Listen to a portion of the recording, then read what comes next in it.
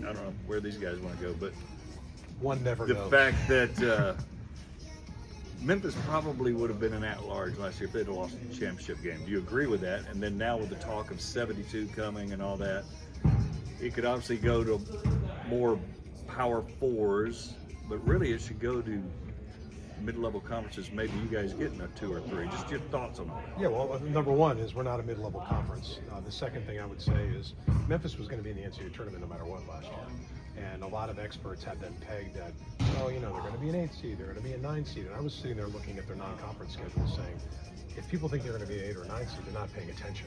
Right? Because the reality was our league at the end of the year was challenging enough to win. But they were going to be in one way or the other. I actually think as an at-large, they might have been an 8 or a 9. But where they landed at 5, I thought was appropriate given how they played.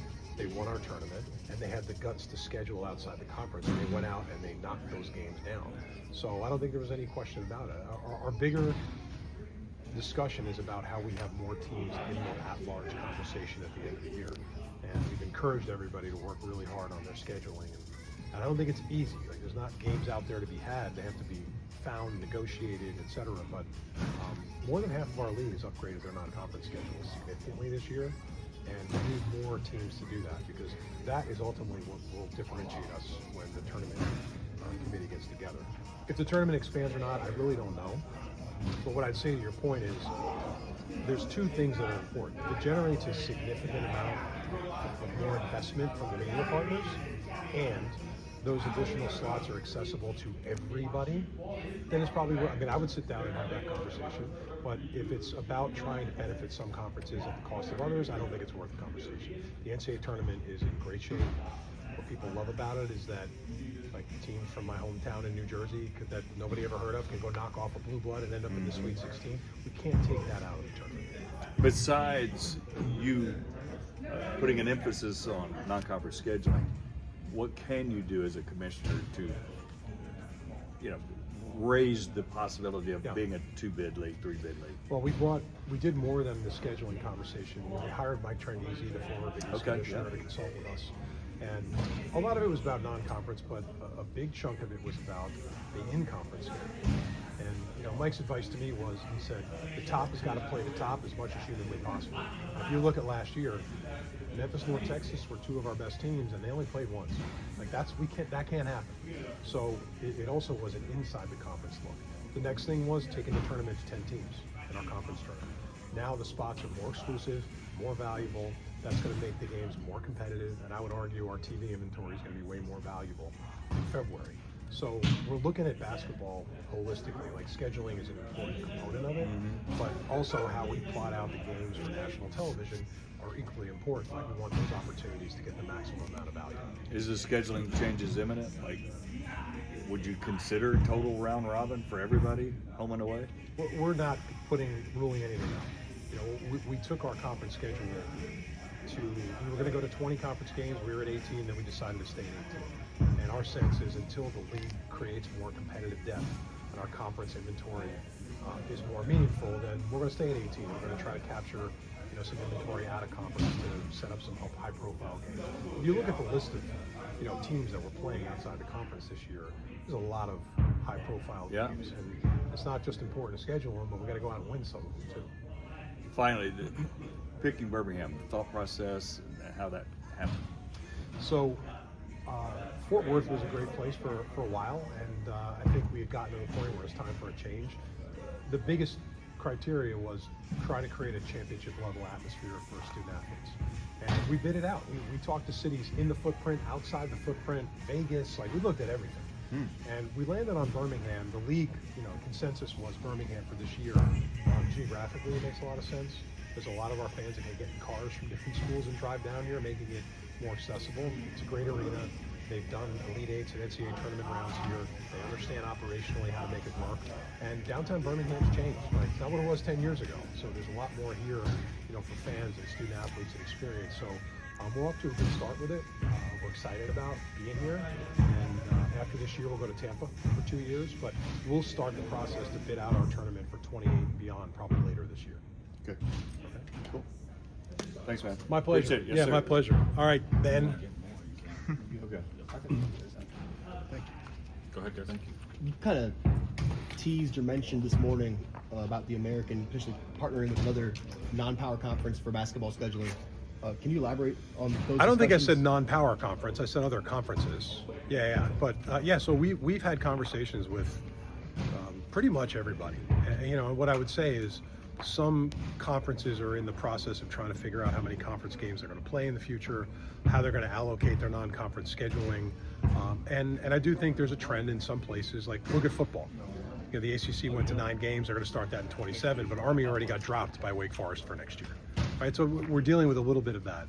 But we've talked to everybody. I think where we'll end up is we'll work with who's willing to put their top teams out there, and we'll create some events. Like, we may do a 4-team event with another conference in their city one year and our city the next. And I know it's not easy for our schools to find games, so we're trying to help them just manufacture the games wherever we can. How have you seen that improve? Just non-conference scheduling, that's been a big point of emphasis for you since you've taken over as commissioner. This season in particular, how do you describe that improvement across the board? Well, I think everybody listened to what we had to say, and it's kind of funny. It's like talking to the membership. Think about like coaching your own kid in sports, right? You could tell them 100 times to do something, but until the other kid tells them to do it, they don't always listen to you. So I would try to bring outside influence in. And when I hired former Commissioner Tranghese to come in the room, he spoke to coaches and he spoke to ADs and he sort of explained to them that these are the things you're going to need to be ready to do as a conference. And instead of playing a quad 4 at home and paying money for that, get bought and play a quad 2 on the road. You compete in that game. Even if you lose the game, it's better for your net overall than it is stacking a win at home. So them hearing it from him really incited some smarter scheduling, what I would say. And I think if you look at 5 or 6 that are picked by our coaches, at least in the top 7 in our league, they've upgraded their schedules significantly in the non-conference. And we just have to keep that momentum going. You don't have to turn your whole schedule upside down, but like if you can figure out a way to remodel 1 or 2 games that make more sense, that compete at a higher level, I think that's what we're trying to get everybody to do. But that'll be a process that'll unfold over a period of a couple of years, but we're off to a good start. One of the new things that you guys are at least trying out or have adopted in the last year or so has been the idea that teams that schedule better and get like higher profile linear opportunities will reap more of the benefit of that situation. Yep. Like, is there a are you comfortable sharing any specifics on like how much more? Oh, sure, of course. So 2 things: NCAA tournament units and non-conference basketball games. Like, let's take them one at a time. We changed the revenue sharing philosophy on NCAA tournament units prior to the tournament last year. Okay, so Memphis got a bid. They generated 1 unit for the league, and in the past, that unit will be shared equally amongst all the members for the 6-year period that they get the unit. That's not the case anymore. Memphis gets the full value of that unit this coming year, and then it starts to get shared more evenly over the period of the next 5 years. So that's 1. Number 2 is, again, tied to Memphis, is we've encouraged non-conference scheduling, especially on a couple of dates in December. Football championship weekend, Army-Navy weekend, maybe the following weekend, because, we do have this sort of like unknown relationship with CBS Sports, where they have the ability to work with us to televise, nationally on broadcast 1 or 2 basketball games a year. So when I met with them early on in my tenure, the advice was just like, hey, bring us a couple high-profile games and we'll figure it out. But what I've told all the institutions, if you schedule and we can sell the game to CBS, the rights fee for that game goes to you exclusively. It's not shared with anybody in the league. So in Memphis's case this year, they'll realize a 6-figure rights fee for scheduling Baylor and us putting that game on CBS, and that goes directly to them. And they should get the benefit. They scheduled the game, they got it to the date that CBS needed it, they got it at the tip time they needed it, they should benefit directly financially. So those 2 examples, it's good that they happened in year 1, because now we can illustrate to the rest of the league, like, hey, this is out there for you. Everybody's just got to, come into it with the right inventory. Whereas before, if that game had been played 2 years ago, or if it was played 2 years ago, that 6-figure payout was distributed equally amongst the members. Yeah. Everybody got the exact same amount. Yeah. So anything that's been media related, in the past, has been distributed evenly to the members. Now, again, we have certain schools like Wichita State, a little different, right? They don't have football. Army and Navy just have football. There's a little nuance in there, but yeah, traditionally it's been shared equally. And what we've changed in the past year is it's a more merit-based system. Like if you earn it, you should benefit directly from it. And when Ed and I talked about that game, what I told Ed was like, I'm going to take the game to CBS. I'm going to try to negotiate you a good deal. Whatever I can get you, it's yours. And then I made sure the rest of the league knew what we did. Like, hey, this is open to anybody. It's not just open to certain brands. Tim, we obviously chatted off the cameras, off the record, or off the recorder at least, about potential of College Game Day, coming to Memphis for Memphis, South Florida. What can you state on that being a possibility? Where's those discussions at? Yeah, I don't have any skin in the game with ESPN and College Game Day, but I think what we do is what every other conference does is as a good partner, if you are ESPN's partner, you're telling your story and making them aware of things that are coming down the pike on a consistent basis. And this is one we had been talking about for a while, not only internally, but with our partners at ESPN. It's building up to something that could be really meaningful.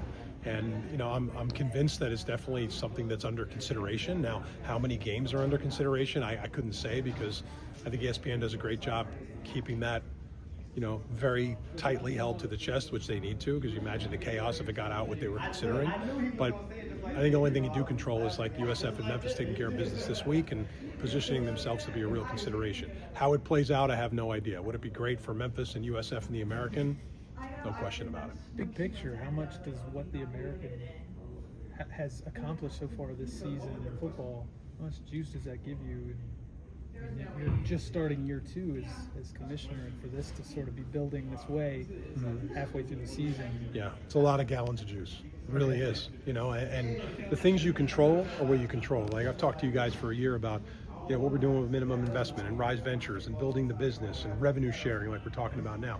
There's controllables, but when you catch the tailwinds of competitive success at the right time, like it really gives you the spotlight more of the time. And like the story CBS did a couple weeks ago about the conference, I even love what they called it. They called it American Hustle. That's kind of like consistent with who we are as a brand. The light's been shining on us a little bit more this season. And again, I give a lot of our programs credit for having the guts to schedule, right? But it's not just, you can't just schedule, like you got to go out and you got to knock some of those games down. And we've done that. And, I think Memphis is deservedly ranked. I honestly think they should have been ranked sooner than the week they were. USF equally so, but the league has got great competitive depth. Like, it used to be like, all right, who are we talking about? Memphis, USF, Army, Navy. Like this year, you got Memphis, USF, Tulane, Navy. Like I was at the Navy Temple game the other day. I mean, Temple is dramatically improved. Tulsa's improved. Like this league is deeper, I think, than it's ever been, which is why we've made some noise out of conference. But you can't get enough of that tailwind for sure. Going to the conference tournament format, one of the things about it that stands out is that top 2 seeds get automatic bye to the semifinals. Kind of follows the same kind of formula that the WCC's been doing with Gonzaga and St. Mary's. Is part of the vision there to perhaps protect your biggest brands and your teams that are most likely to win games in the NCAA tournament from potentially suffering an upset early and squandering that opportunity for the league to make noise in the big dance there? Yeah, so I don't think I'd use the word protect. I think the way we designed it was consistent with everything we're doing, which is it's merit-based. Like if you earn the 1 or 2 seed, you should get some benefit to being the 1 or 2 seed. So the benefit is going to be you're going to advance straight to the semifinals. And it's not, like you said, it's not an original idea.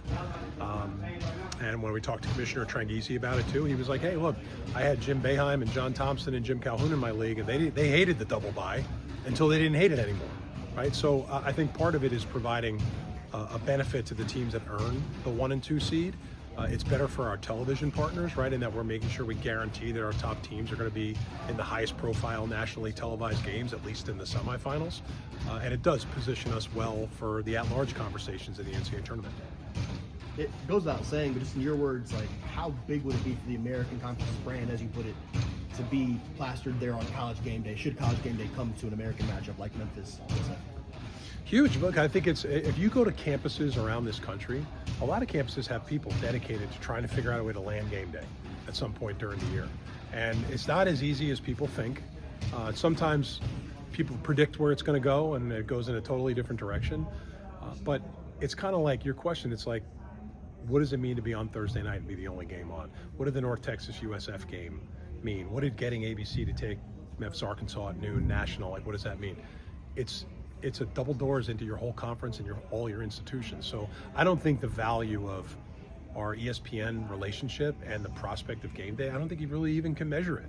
Like games, you can measure viewership, but a college game day like that has an impact that lasts forever. Like you go to Temple, walk in their football building, like the wall is a mural of the college game day set from when they played Notre Dame years ago. Like they're still riding that wave. So I don't think it can be measured. It would be terrific. I'm crossing every finger. I'm saying every prayer, hoping the teams continue to play well, and we'll see where the chips fall. It was just announced earlier that game's going to be kicking off at 11 a.m. on 2 Saturdays from now. And based off of your understanding, how much of an obstacle would that potentially be in terms of the game day or anything like that? I think you'd have to ask ESPN that. I don't know that start time of the football game, especially when it's their game, if it's an obstacle or not. I really couldn't say. You'd have to ask them. Is Time for one or two more. it's year one of the the availability report? Yeah. I believe is what it's called. How has Player that- availability. Player Yeah. availability report. How has that been? How's that gone? How's it been received? Have there been any hiccups? Any pushback? Anything like that? Yeah, listen, I think with things like that, there's always going to be bumps, right? You're doing it for the first time. So I think everybody, including the people at the conference office, we're all learning. I think the key in this whole thing, and I know, certain coaches have had things to say about it, and that's fine because the coaches wanted to do this and they were supportive of it, and we all agreed that a game day reporting was the way to go in the first year. Try to keep it simple, make it easy, but of course there's going to be bumps, and we're going to work some kinks out. The key to this whole thing is we're counting on the campuses and the football staffs to provide accurate information in a timely manner. As long as they do that, I don't think we're going to have any bumps at all. But we are all learning a little bit as we go. I think it's working well. I think we got to tweak some things to make it work better, and we plan to introduce it for basketball as well. This season? Yeah, we're going to try to introduce it for basketball this season. We're literally in the preliminary phase of laying out how that could potentially work. We haven't presented it to the coaches or the ADs yet, but the ADs know that we are working on a plan to roll it out for basketball. How have those preliminary discussions gone so far? Does there seem to be a general support for it?